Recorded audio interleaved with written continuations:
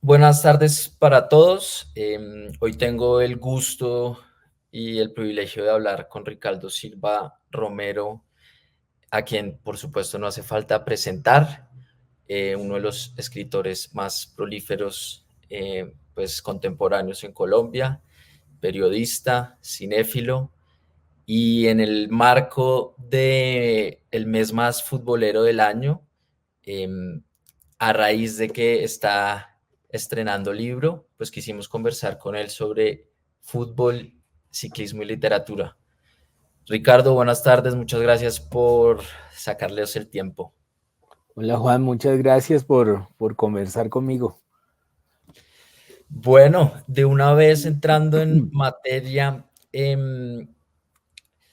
decía que sacaste hace poco Alp de West, tu última novela, que pues para los lectores que te seguimos remite inexorablemente hacia Autogol, Sí, en una especie de, pensaba yo en Breaking Bad y Better Call Saul, porque Pepe Tobar es una especie de Better Call Saul, y entonces pasó primero Autogol, que ocurre en el 94, con el asesinato y el autogol de Andrés Escobar, y ahora te devuelves hacia el 84 en la mítica etapa Alp de West que ganó Lucho Herrera.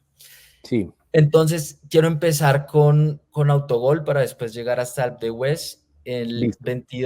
el 22 de junio del 94, Ricardo. Eh, Partido de Colombia, Estados Unidos, autogol de Andrés Escobar. ¿Qué recuerdas hoy sobre ese partido? ¿Con quién lo viste? ¿Cuál fue la emoción? ¿Cómo tramitaste ese autogol? Pues yo estaba con mi papá y con mi hermano, que era mi equipo de ver fútbol, y en el 94 tenía 19 años, entonces tengo muy presente todo el momento. Em, yo me acuerdo que era un partido pues lleno de suspenso y muy cargado porque pues habíamos perdido, quiero decir, la selección Colombia, el primer encuentro del Mundial con Rumania y había Es sido uno. devastador porque sí, Rumania había resultado ser un equipazo y toda la arrogancia con la que se había enfrentado a ese equipo que además era el de Hagi, eh, pues había salido muy mal. La selección colombiana había llegado invicta al Mundial y muy convencidos todos de que iba a ser campeón, campeona, tanto los jugadores como los directivos como los aficionados. No recuerdo ninguna voz sensata que hubiera dicho que eso iba a ser difícil. Recuerdo incluso a Pelé diciendo que Colombia iba a Peleas. ser campeona, canciones, muñequitos, pelucas del pibe, eso, gente vendiendo la casa para ir a ver el mundial y gente apostándolo todo. Es decir, había como una convicción, una certeza de ese triunfo que terminó siendo un golpe brutal para además para todo el país, para la cultura colombiana, para la sociedad colombiana que había apostado como la salida de la guerra narcoterrorista, del narcoterrorismo contra la sociedad colombiana, ya ha apostado todo a esa reivindicación en el Mundial de Estados Unidos, la reivindicación que demostraría al mundo entero que aquí no somos solo pues zampones, eh, y salió muy mal, y no solo salió muy mal, sino que se hizo ese autogol, lo recuerdo perfectamente porque era inverosímil, era insólito que eso estuviera pasando, era prueba de que el jugador más seguro y más preciso de la selección, el que siempre hacía lo que le tocaba y cumplía, también se había dejado como distraer y arrinconar mentalmente. Es una falla muy de nervios y muy de desconcentración ese autogol. Eh, y ese autogol era como la última cosa que nos podía pasar en ese mundial. A pesar de que era el segundo partido aún y todavía había algún chance, la sensación era de no, esto no salió bien y esto es típico de este país. Era la sensación que quedaba. Eh, entonces sí, fue un partido muy doloroso. Además, si uno es una persona ochentera como yo, eh, Estados Unidos era pues el equipo más malo que uno podía enfrentarse. Todos teníamos como un hecho, dábamos por hecho que los Estados Cosa, Unidos. cosa que, cosa que no ha cambiado mucho. No, Ganamos él siempre es 5-1 hace regular, ha poco. tenido como unos Sí, mejores momentos con algunos jugadores, se ha vuelto un equipo más difícil de vencer, pero usualmente es malo. No está en el nivel de los equipos serios, digamos, y pues a pesar de que era el local, había chance de ganarle a Estados Unidos y no, ese partido es un desastre si uno lo vuelve a mirar.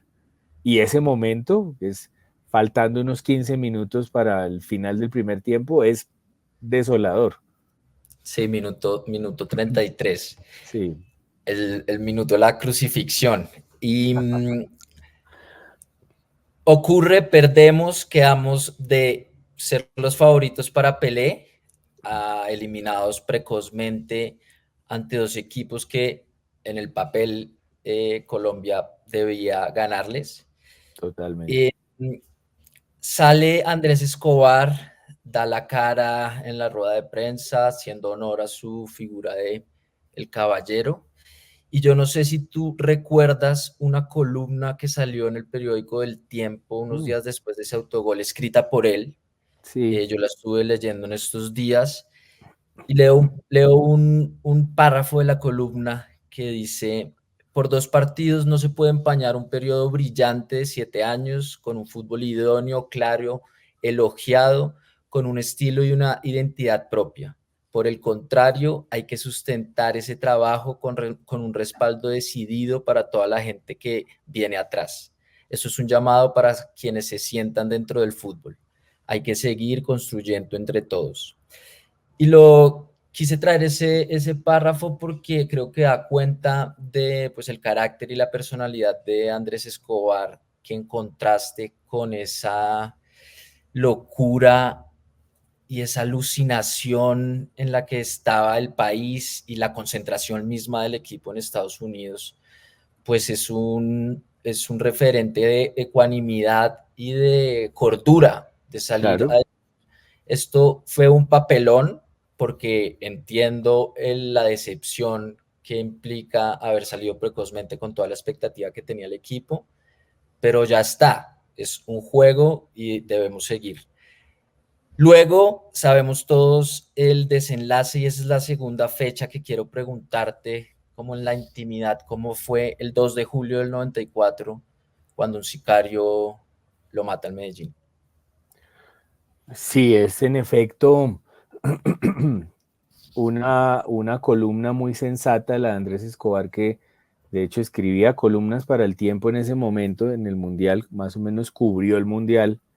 Y esa columna que tú citas, no recuerdo el título, pero es desde el título un llamado a la sensatez. La vida no Eh, termina aquí. exacto, la vida no termina aquí, que entre otras es escalofriante, dado lo que sucedió unos días después. La vida no termina aquí es un llamado a la sensatez y la sensatez es una capacidad que tiene la inteligencia de adaptarse a lo que está pasando y es muy lógico decir, bueno, sí, nos fue mal, pero llevamos 7 años haciéndolo bien. Hay que reconocer que ese era un equipo extraordinario, con jugadores extraordinarios, que era cada cual un mundo entero, pues desde el Tino Asprilla hasta el Pibe Valderrama, Freddy Rincón, el Tren Valencia, Higuita, en fin, había una cantidad de gente de esa generación que era inolvidable y además eran unos jugadores muy brillantes.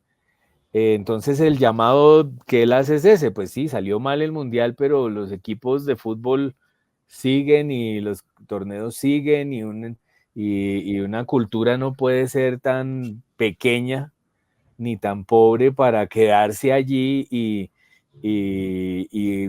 volteársele a su equipo cuando es derrotado, que es muy típico de aquí. El paso del cariño, pues de la idolatría a la crucifixión es muy, muy corto ese paso. Y esa es la parábola que hay en esa historia, de ese autogol al asesinato a manos del chofer de unos apostadores escalofriantes, eh, que van y le dicen, vaya y dispárele a este tipo en la discoteca en la que coinciden. Pues es el paso de una cultura muy, pues, dada a la aniquilación, muy enseñada a aniquilar. Es decir, que se permita ese asesinato porque sí, por hacer un autogol, por haber sido causa de unas apuestas perdidas, pues es realmente un retrato de lo que ha estado pasando acá, de la violencia particular de este mapa, pues, de este país. Y me acuerdo de enterarme de la noticia, como nos enteramos todos al tiempo, además, eso es de esas noticias que todo el mundo escucha al tiempo, y sentir una vergüenza muy profunda, una tristeza también. Eh, yo pues he sido hincha de Millos siempre desde que tengo memoria, y entonces el Nacional, sobre todo en los 80s y los 90s, era pues el imperio de Star Wars, era como el mal. Eh, y lo mismo el Santa Fe y el América eran equipos que le producían a uno pues malestar, pero Andrés Escobar trascendía, y como muchos del Nacional, hay que decir que también eran de la Selección Colombia. Esos jugadores uno les tenía mucho cariño, entonces el asesinato de Andrés Escobar era el asesinato de alguien muy familiar, muy cercano, y era un golpe doble. Entonces recuerdo que daba muy duro escuchar eso, y también daba mucha vergüenza, y yo no recuerdo sino quizás otro momento en la historia de Colombia que me ha tocado a mí, en el que he sentido, en el que me he escuchado a mí mismo esa frase, como qué vergüenza, y ahora qué vamos a decirle a la gente de otros países, cómo vamos a explicar que eso es posible aquí. Y sí, eso es muy interesante porque pues yo soy noventero, Sí, entonces a mí me tocó pues no de más primera chiquito, mano. Sí, yo tenía 3 años, entonces, claro, entonces no. y es muy interesante porque para mi generación revisitar Autogol es quizá la plataforma más interesante y rica para revisitar lo que pasó ese día y la convulsión que precedió lo que pasó. Y Mm. entonces, estos días planeando la entrevista hablé con amigos a los que le he regalado Autogol y, y coincidimos todos con que hay allí un gran libro de los libros de fútbol. Está Calcio de Juan Esteban Costaín y Autogol para mí en el podio, pero hay también una cátedra periodística para los periodistas jóvenes y para los periodistas también consagrados, porque lo que logras en ese libro, la intimidad y la profundidad y la radiografía que logras hacer futbolística, social, económica, psíquica, es pues como muy impresionante. ¿Cómo lograste eso? ¿Cuánto trabajo te costó hacer Autogol? Porque tenía muchos frentes, de verdad. Meterse de lleno en las vísceras de la radio en Colombia, meterse ya no en las vísceras del narcotráfico y de su relación con el fútbol. Eh, eso, pues la novela da cuenta de un trabajo muy arduo. ¿Cuánto te costó? Me interesa mucho saberlo. Pues yo soy consciente hoy en día de que es la novela que quizás más importante en términos vitales que yo haya hecho, porque me mandó a la vida que tengo. O sea, me presentó incluso a mi esposa esa Wow. novela. Eh, y entonces yo soy consciente que allí pasó algo fundamental en mi vida. Y también cuando la estaba escribiendo, me acuerdo casi como si me hubiera hecho clic la cabeza y hubiera habido un giro mental en mi vida. Es decir, yo llevaba hasta ese momento unos 10 años publicando novelas y trabajando en los medios, sobre todo como comentarista de cine o periodista cultural, a ratos haciendo entrevistas, a veces pisando el tema político como columnista de Soho, que era en ese tiempo. Eh, pero me acuerdo que se me ocurrió la idea de un comentarista que se queda mudo, y entonces después se me ocurrió que se quedaba mudo porque veía lo peor que uno podía ver como futbolero hasta ese momento, que era ese autogol de Andrés Escobar. Y luego me pasó una cosa que me ha pasado algunas veces en el trabajo, en las novelas, pero esa fue la primera vez que me pasó, que fue una necesidad de hablar con todo el mundo. Empecé a preguntarle a una fonoaudióloga si era posible que uno se quedara mudo si veía una imagen traumática, y esa persona terapista me dijo, sí, pero si este que se queda mudo ha vivido un trauma anterior de fondo, tiene una herida de la infancia muy fuerte. De ahí entonces pensé, bueno, tengo este comentarista que es como los comentaristas que yo he adorado desde que tengo uso de razón, adorados sin ironía, me parecen chistosos, salvajes, a veces burdos, a veces sabios. Hay algo en esas figuras del comentarista y el narrador, que son como una pareja tipo el Quijote y Sancho, siempre van juntos el narrador con su comentarista, que siempre me ha fascinado. Y entonces empecé a pensar, bueno, este tipo va a ver el autogol de Andrés Escobar, va a quedar mudo y va a querer empatar las acciones y lo va a querer matar, que es el arranque de esta novela. Y entonces me empecé a dar cuenta, pero necesito información. Repito, yo sí era periodista y podría cumplir con la definición del diccionario de periodista, pero siempre más novelista y más dado a la ficción que otra cosa, pues tendía a estar más tranquilo en un periodismo de opinión o de comentarios, y esta novela me empujó a entrevistar a todos los futbolistas, a enterarme de cómo funcionaba la radio, empezando por Julio Nieto Bernal, Gustavo Gómez Córdoba, que en ese momento trabajaba ya en Caracol y había sido editor de Soho, me conectó con el comandante Castro, con Hernán Peláez, con César Augusto Londoño. Por el otro lado empecé a escribirme con Héctor Urrego, Rubén Darío Arcila me mandaba tweets un poco medio peleándome. Eh, y empecé a tener al Tren Valencia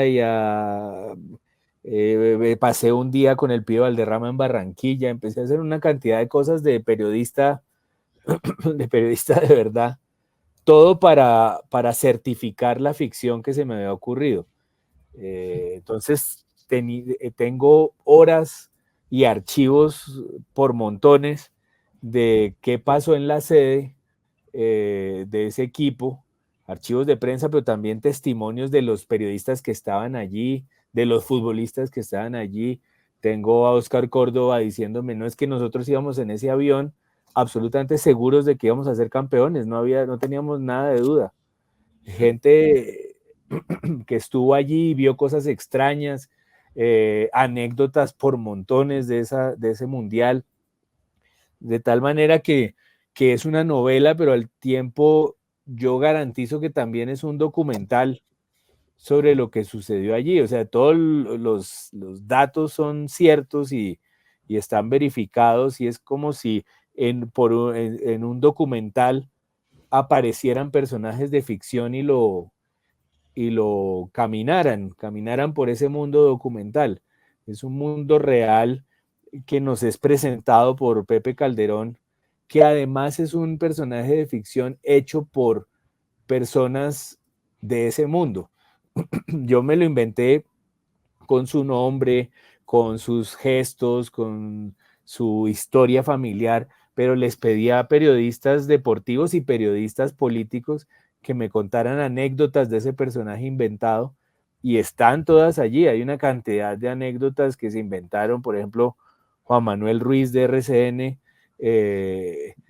se inventó unas cosas muy precisas, el mismo comandante Castro, en un gesto de una generosidad enorme, un día me invitó a tomar café y me dijo, mire, yo escribí mi historia, esta es, aquí la tengo, este es el manuscrito, pero yo no fui capaz de darle forma.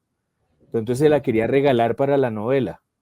Y entonces Pepe Calderón tiene muchas cosas del comandante Castro que están ahí en ese manuscrito que él me entregó. Entonces fue un proceso atípico, repito, hizo clic la cabeza y me sentí con una energía diferente para preguntarle a todo el mundo eso, viajar a Barranquilla como un reportero más que un novelista, y luego fue un esfuerzo incluso muy feliz armar ese rompecabezas, de todos esos testimonios, todos esos archivos, gracias a la voz del personaje, que es una voz opita, editada por un bogotano, y eso está hecha, es explícito en el libro, que a Pepe Calderón le ayudaron a escribir esas memorias que está uno leyendo. El cansino Pepe Tobar. Y yo, un milagro del libro, justamente por esto que dices, es que Pepe Tobar existe. Yo, haciéndole una entrevista a Pilar Reyes, habla de las novelas de no ficción.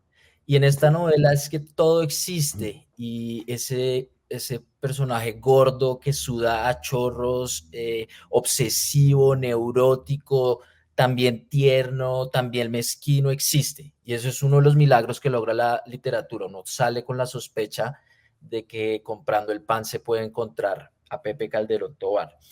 Mm. Y pienso en lo que dices de la vergüenza que fue el asesinato de Andrés Escobar, porque si adelantamos la película y la traemos al presente, pues hace no mucho secuestraron al papá del quizá hoy gran jugador y gran estrella del fútbol colombiano en otra sinopsis que permitiría hacer una novela, un, Totalmente, un totalmente. guajiro de Barrancas que llega a la cumbre del fútbol mundial en el Liverpool y cuando está en su mejor momento tiene que jugar partidos con su papá secuestrado en su país.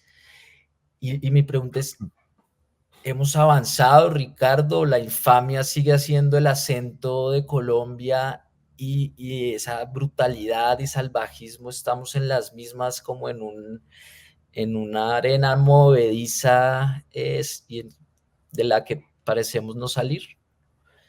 Yo creo que hemos logrado una cultura de la paz que no teníamos. Justamente de los 90 para acá hay unos defensores de la paz y unos grupos y unas ONGs en favor de la paz que han crecido y que han hecho una cultura que, es decir, la cultura que retrata Autogol es la cultura de la aniquilación, que es típica colombiana y que es particularmente cruel. Es decir, aquí ha habido secuestros que duran 15 años, que eso yo creo que ni en la época más bárbara de la humanidad uno ha visto semejante tortura, alguien amarrado a un árbol durante meses o años, eh, o esas masacres que hubo en Colombia y que todavía hay, pero esas que hubo en el reino paramilitar, por ejemplo, la masacre del Salado, es no, pocas cosas más brutales y pocas acciones que se regodean de peor forma en la violencia como esa masacre del Salado, con música en la cancha enfrente de todo el mundo.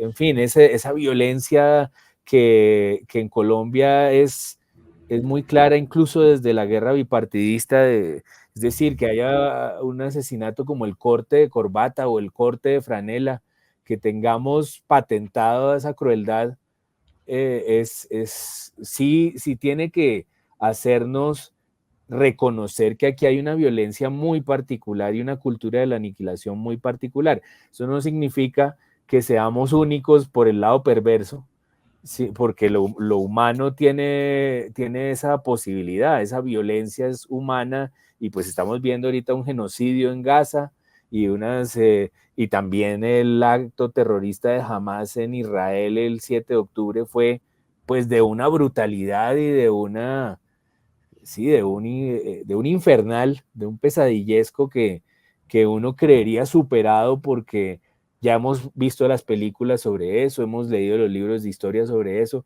y deberíamos haber superado pues ese salvajismo, esa barbarie, esa vocación al horror tendría que haberse transformado, tendría que haberse sujetado de alguna manera, pero hay que decir que eso sigue en pie, esa barbarie y ese horror sigue en pie, lo seguimos oficiando en esta especie, y en Colombia hay particularidades que no podemos negar.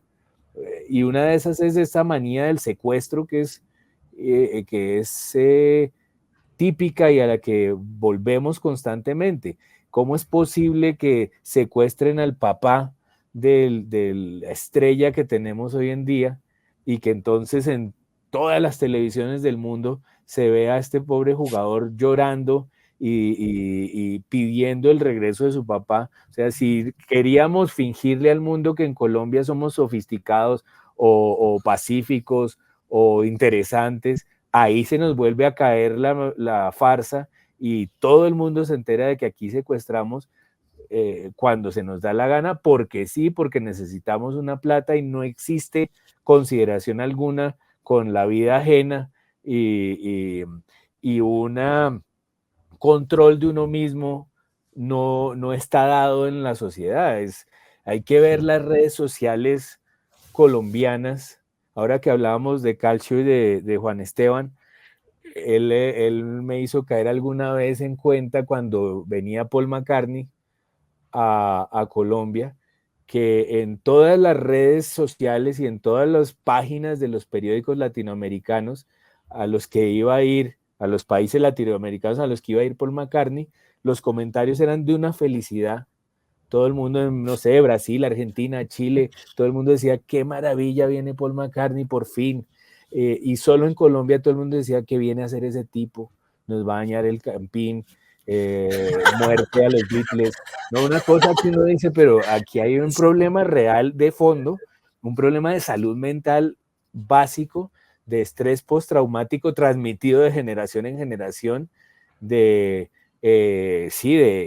hay una psicopatía que se enseña, además, es una cosa increíble que en el caso de Andrés Escobar es clarísimo, en el caso del secuestro del papá de Lucho Díaz es impresionante, y que uno podría reconocer hasta hoy.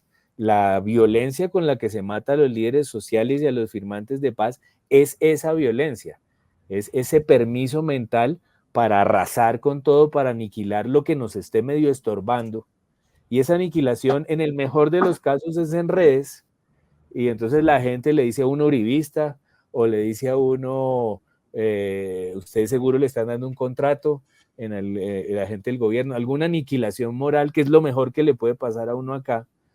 Pero en el peor de los casos es que uno vive en el Cauca y va por allí cualquier tropa sanguinaria y uno está en el camino que no era y lo matan. Yeah. Entonces, sí es una cultura que sigue viva, pero digamos lo positivo que estoy diciendo es que esa cultura de la paz está creciendo, y gracias a la JEP o a la Comisión de la Verdad y a la Unidad de Búsquedas de Desaparecidos, ese sistema de la paz, yo creo que hay una cultura de la terapia que está asomando la cabeza, que antes estaba en manos de la literatura y el cine y la televisión y los artistas, que eran los que contaban y recreaban testimonios de la violencia, pero ahora también hay algo institucional que está participando en esa cultura de la terapia, que podría uno darle cierta ilusión. Antes de saltar a hablar de Alpe d'Huez, porque es que en fútbol uno puede quedar Se yéndose puede por uno todas quedar, sí. partes.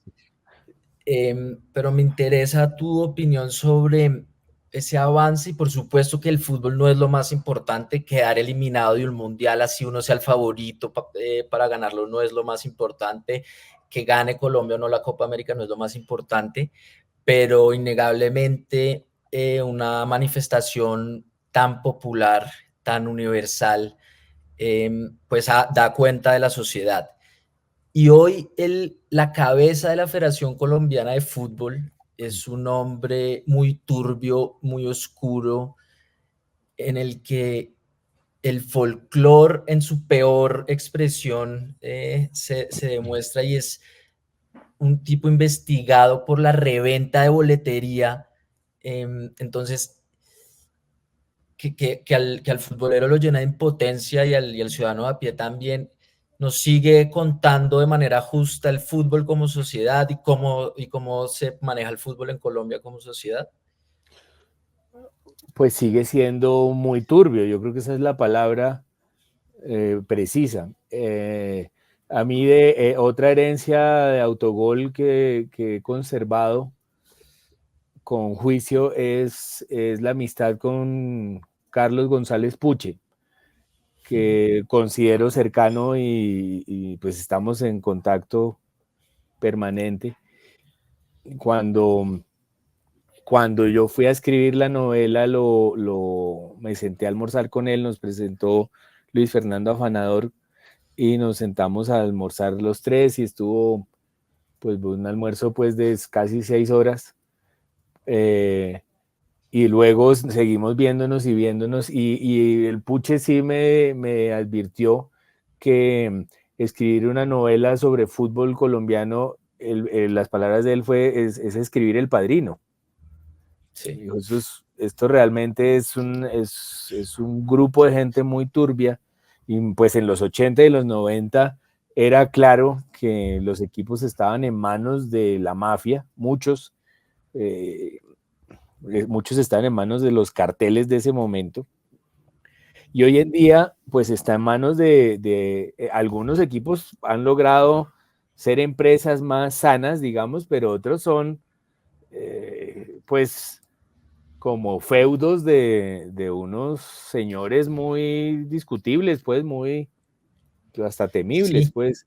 Eh, entonces yo creo que eso sigue siendo así y los dirigentes del fútbol tienen clarísimo que uno no puede hacer nada, que uno puede quejarse, uno puede escribir columnas o uno puede poner tweets y no sirve de nada porque incluso se han dado cuenta de algo que a mí me parece increíble y el colmo ya del absurdo, y es que se han dado cuenta que el fútbol ni siquiera tiene que ser bueno, que los equipos incluso pueden ser malos y les va a dar todavía más dinero.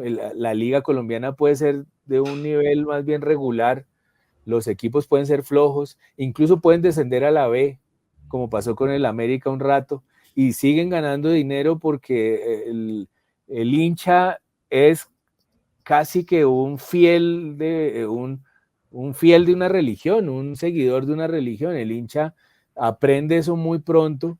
El fútbol, pues para los que estamos metidos en eso, pues y eso es hipnótico. Uno se mete allí y está feliz y uno se puede descubrir cuando es futbolero viendo un partido de la Liga Mexicana que no tiene ninguna trascendencia, y uno se puede como enganchar a unos partidos incluso de parque que hay algo allí hipnótico que le revive a uno la infancia y le articula la cabeza y lo organiza y uno no piensa en nada más sino en lo que está viendo.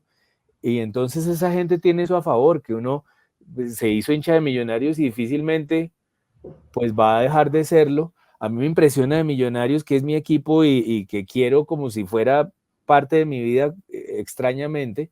Me impresiona que Millonarios en 30 años habrá ganado, yo no sé, 3 torneos sí. y la hinchada no ha hecho sino crecer y ya va acá por 10 millones de personas.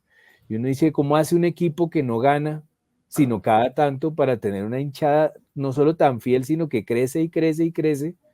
Y eso es prueba de que de que los dirigentes pueden hacer lo que les da la gana, porque el hincha pues no es un espíritu crítico, es un espíritu incluso obtuso. Yo, por ejemplo, quiero que gane el Bucaramanga sobre el Santa Fe, pero es por pura esa irracionalidad tan grande y tan infantil que le entra a uno el fútbol. Sí, Entonces, no, pues por un lado te compadezco porque no va a pasar y ganará Santa Fe, pero por otro, el fin de semana pasado sacó en cambio Alejandro Pino Calat, que en mi opinión es el periodista que más valientemente ha denunciado es fantástico, las él es aguas fantástico. turbias del fútbol y que de verdad es una referencia ética en cuanto a de verdad poner por encima la denuncia que la posibilidad de trabajar, porque sus denuncias lo han Lo han vetado de sacado trabajar del medio, sí. sistemáticamente. Y su tesis es aterradora y es que justamente por la naturaleza del hincha se da la paradoja en que entre mejor le vaya a la selección Colombia, eh, la auditoría sobre los dirigentes, incluso cuando su oficio es probadamente oscuro, Pues es que pues están condenados. Por no lo de tiene las ningún... boletas fueron Ajá. condenados. Y él hace un rastreo cronológico de cuando a la selección Colombia le ha ido mal y el alma del hincha está herida, hay una propensión a querer auditar y que salgan los dirigentes. Pero si le va bien, puede estar el escándalo que sea condenados probadamente, un concierto para delinquir de solo una parte y nada les va a pasar. Eso es Ricardo, impresionante. sí, y es la paradoja en la que estamos como hincha de Santa Fe. Me pregunto, ir a apoyar un equipo dirigido por un hombre como Eduardo Méndez, y él es un Tenaz, ejemplo más de estos feudos que son los equipos de fútbol en Colombia. tenaz, tenaz, Pas, sí. pasando al Alp de West, porque entonces Autogol se da a conocer Pepe Tobar, y 15 años después publicas lo que sería la precuela, los años anteriores al Autogol. ¿Por qué qué te quedó dando vueltas en la cabeza y por qué esta vez escogiste que la excusa fuera el jardinero de Fusagasugá, Lucho Herrera? Pues mira, Lucho Herrera es el colombiano, el único colombiano al que yo le he pedido un autógrafo en la vida. Es decir, admiro a muchos colombianos y en el arte, bueno, en el deporte, en todos los lugares hay algún colombiano que es admirable, como en cualquier país, pues eso no es particular de Colombia.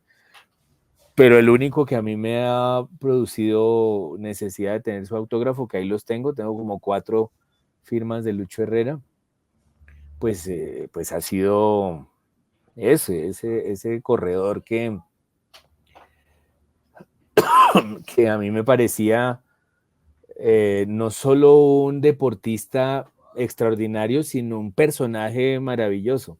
Esos personajes de pocas palabras, de ese mundo entre las montañas, entre Cundinamarca, Boyacá, que son menos vistosos en la cultura colombiana que pues admira con razón el mundo caribe y admira con razón el Amazonas y el Pacífico.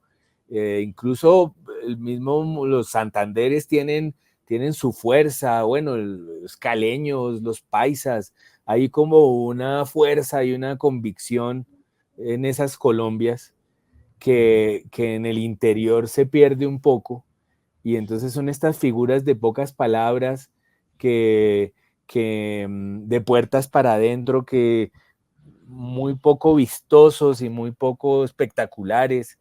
Es decir, ahora que hablamos del equipo del pibe, pues ahí estaba el pibe con ese pelo y el Tino con ese estilo, Higuita y Leonel. Esos son unos personajes muy colombianos porque son exuberantes, son eh, descrestadores.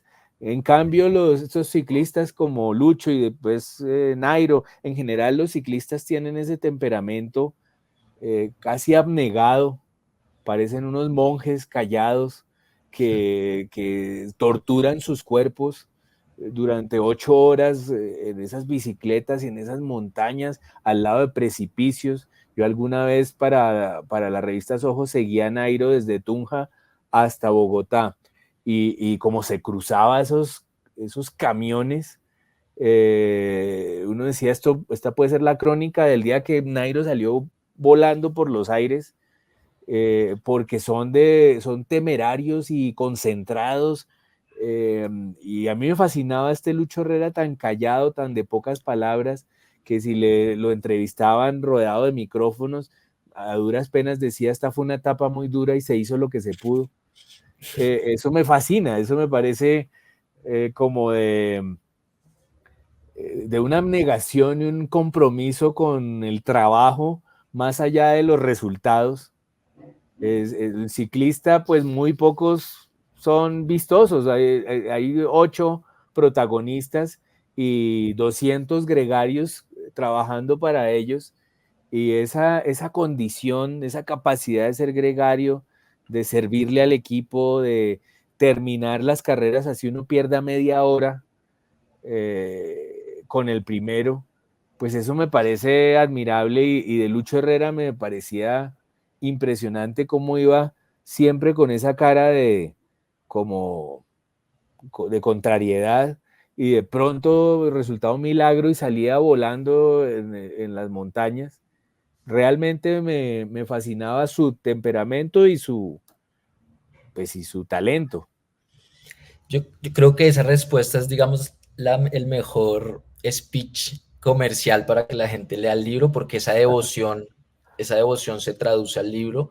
Y como pasa en Autogol con Andrés Escobar, uno queda con una imagen muy cabal del personaje y entiende, si no es un estudioso y no lo había estudiado antes, por qué pues su leyenda perdura en el tiempo. Sí. Quiero cerrar porque sé que te tienes que ir y has sido muy generoso porque hablaste de los gregarios y a mí un personaje de la novela, quizá mi personaje preferido es el neerlandés gregario sin nombre, que traduce su apellido. Eh, y voy a leer también como por si hiciera falta para que se animen a leer el libro, cómo escribes el ser gregario y la ética del gregario. Soy el que encaja, le explicó. Soy el que trae los bidones de agua cuando los demás están orinando y cuando el patrón del equipo ya no puede seguir. Soporto y sufro el doble que los demás. Aguanto hasta el final para que mi jefe no se quede solo, pero estoy eximido de ganar. Geluk, sí, qué suerte. Busco entre los regueros de las caídas, entre los marcos rotos y las llantas desgarradas y los dientes, si alguno de mis compañeros necesita que yo le dé una mano. Los espero mientras el pelotón se va y buscamos el convoy donde sea. Si me dan la orden, ya puedo convertir una tapa en una pesadilla. No soy el mejor tipo, ni soy el más abnegado, ni tengo el corazón más grande de la caravana. Temo a Dios y a mi padre, a mi Bader y a su fantasma, como los demás niños de mi calle. Es una descripción muy bella de la ética del gregario y quería cerrar preguntándote si tú te adscribes a esa ética y si escribir es más de líder o más de gregario. No, pues es una pregunta extraordinaria y podríamos quedarnos hablando acá mucho tiempo, porque ha sido un verdadero placer hablar contigo, Juan. Pero tengo que responder la pregunta, no me puedo hacer el pendejo. Y la verdad es que para mí ese personaje de Sondervan, que está basado en muchos gregarios, que incluso han escrito libros, pues es un personaje central y quizás es el corazón de esa novela.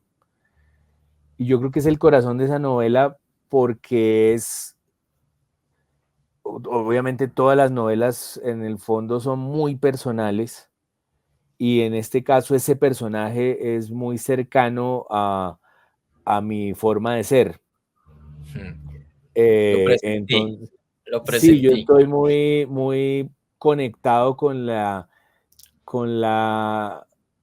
aspiración de ser un gregario.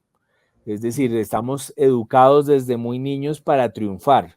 A todos nos dicen de alguna manera, si no nos lo digan directamente, muchas veces nos lo dicen directamente, nos dicen que tenemos que ganar, que tenemos que ser los primeros, que tenemos que tener premios, ganar más plata, que tenemos que prevalecer sobre los demás en la sociedad y ser visibles y reconocidos y eso, famosos o tener dinero que nos proteja de los demás. Eh, y a mí me parece que una aspiración del alma, del espíritu, que es el alma inteligente, según los que saben, eh, una aspiración del espíritu sí, sí debe ser capaz de pasar de ser protagonista a ser personaje secundario, de ser líder a ser gregario. Creo que hay una belleza en ser gregario que le enseña a uno, por ejemplo, querer ser papá y ser papá con convicción, o ser amigo y ser un buen amigo, le enseña a uno esa belleza de ser gregario y de servirle a los demás y de entender muy por dentro que quizás el sentido de la vida no era ganar, ni era ser mejor que nadie, ni era quedarse con los premios, sino hacer el trabajo. Eh, Amar el trabajo, amar en este caso la etapa que se está corriendo. Esta es una sola etapa, lo que hay en el Alpe de Hues, la etapa del Alpe de Hues. Y es todo un mundo, porque eso es cuando uno hace un trabajo, todo un mundo es la columna que está haciendo de esa semana mientras la está haciendo, o el libro que está haciendo mientras lo está haciendo, y no importa si la obra entera va a ser pues recibida por el mundo, si eso va a dar premios, lo que importa es la belleza y la terapia que significa el trabajo, estarlo haciendo frase por frase en este caso, en ese caso pues kilómetro por kilómetro, estar sobreviviendo. Me interesaba que fuera solo una etapa porque allí está contenido toda esa belleza del gregario y del que quiere ganar y del que se siente viejo o del que se siente joven y está queriendo echar a todos, a estos viejos que ya lo han hecho mucho tiempo. Toda esa belleza humana queda mejor resumido en una sola etapa que en una carrera, porque al día siguiente es otro mundo y el que ganó puede perder media hora como pasa con Lucho Herrera justamente en ese tour, o el gregario puede retirarse. Y eso es lo que está diciendo en el fondo, es que yo creo en eso, en el trabajo diario, en estar hoy viernes o hoy sábado, hoy domingo, dedicado a lo que tengo que hacer, a la rutina del día y a ponerla en escena con amor por lo sorprendente que es tener la oportunidad de hacerlo. Tendría muchas más preguntas que hacerte, pero para protegerte de los demás, sé que te tienes que ir. Gracias por hablar con nosotros tan extensa y generosamente. Y bueno, que se repita para seguir comentando las aventuras de el aristócrata Monroy y Pepe Tobar. Nos repitámoslo, para mí fue un placer enorme conversar de esto y veo que tenemos tema, entonces algo nos inventamos y seguiremos. Muchas gracias y buena tarde. Muchas gracias a todos los conectados y a, muy recomendado Alpe de West de Ricardo Silva Romero.